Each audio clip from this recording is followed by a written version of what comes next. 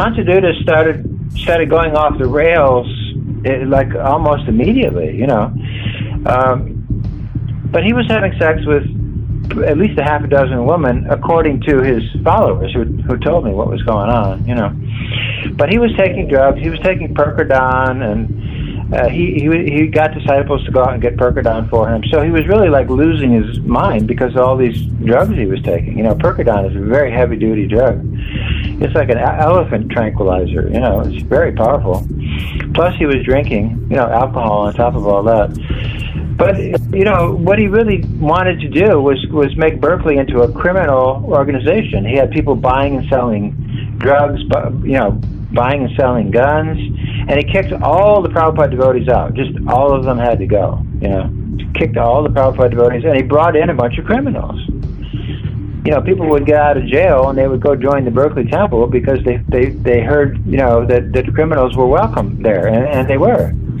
But you know, I heard about all, you know, the crimes that were going on. So I made friends with the police, and so the police were always asking me questions. What about this guy? Do I know that guy? They were investigating a lot of crimes, and the officer on the beat at the Berkeley Temple got an award from the city for making a record number of felony arrests in 1 year, and he said all I had to do was park my car in front of the Berkeley Temple and wait for somebody to walk out and bust them.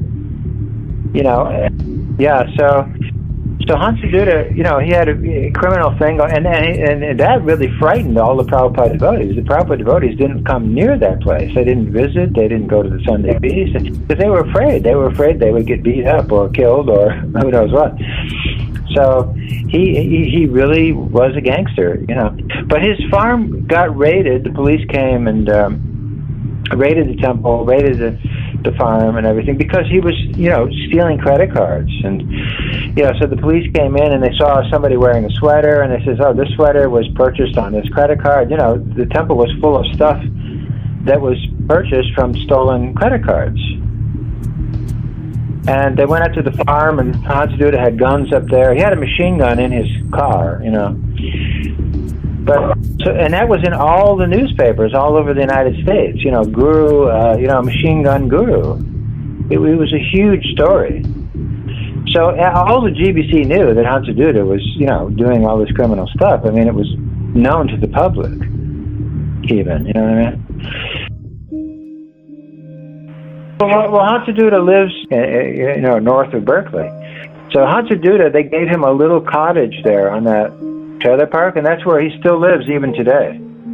He has a little place that, you know, there's no toilet in there or anything. He has to use the toilet that the trailer park other, you know, patrons use, and it's just a place where he has a bed in there and he sleeps in there, you know. No, but I mean, he's not related to anything. He just lives totally isolated by himself.